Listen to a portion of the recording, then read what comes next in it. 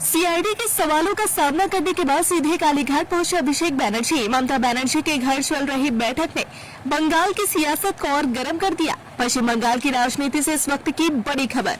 भवानी भवन में 5 घंटे से ज्यादा पूछताछ के बाद अभिषेक बनर्जी बाहर निकल चुके हैं। सीआईडी ने उनसे कथित सैन्य जालसाजी मामले से लंबी पूछताछ की और फिर पूछताछ खत्म होते ही अभिषेक बनर्जी सीधे कालीघाट स्थित ममता बनर्जी के आवास पहुंच गए। सूत्रों के मुताबिक वहां पहले से ही एक महत्वपूर्ण बैठक चल रही है। ऐसे में अब सभी की नजर इस बैठक और उसके संभावित राजनीतिक संदेश पर टिकी हुई है। पश्चिम बंगाल की राजनीति में गुरुवार का दिन बेहद अहम रहा।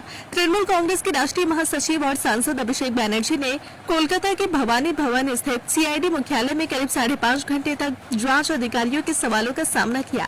विधानसभा में नेता प्रतिपक्ष के चयन से जुड़े कथित हस्ताक्षर जालसाजी मामले में सीआईडी लगातार जांच कर रही है और इसी सिलसिले में अभिषेक बनर्जी को पूछताछ के लिए बुलाया गया था।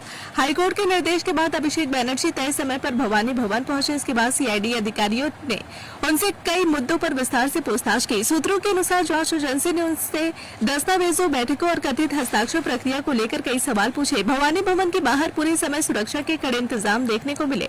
बड़ी संख्या में कोलकाता पुलिस और केंद्रीय बलों की तैनाती भी देखी गई।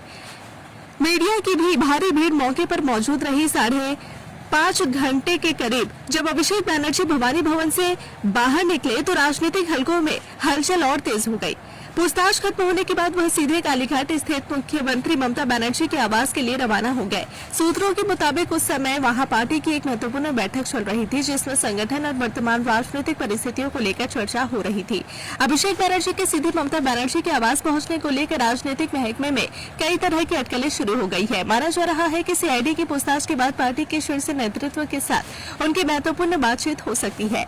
ऐसे समय में जब तृणमूल कांग्रेस के भीतर राजनीतिक गतिविधियां तेज है और विपक्ष लगातार हमलावर है, अभिषेक बनर्जी की यह बैठक काफी अहम मानी जा रही है। वहीं दूसरी ओर विपक्ष इस पूरे मामले को लेकर लगातार सवाल उठा रहा है।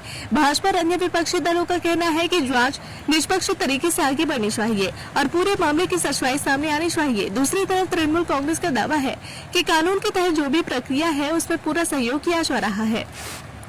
फिलहाल सबकी नजर इस बात पर टिकी है कि सीआईडी की पूछताछ के बाद आगे जांच किस दिशा में बढ़ती है और कालीघाट में चल रही इस महत्वपूर्ण बैठक में क्या कोई बड़ा राजनीतिक संदेश निकलकर सामने आता है। पश्चिम बंगाल की राजनीति में यह मामला आने वाले दिनों में और भी ज्यादा चर्चा का विषय बना रह सकता है।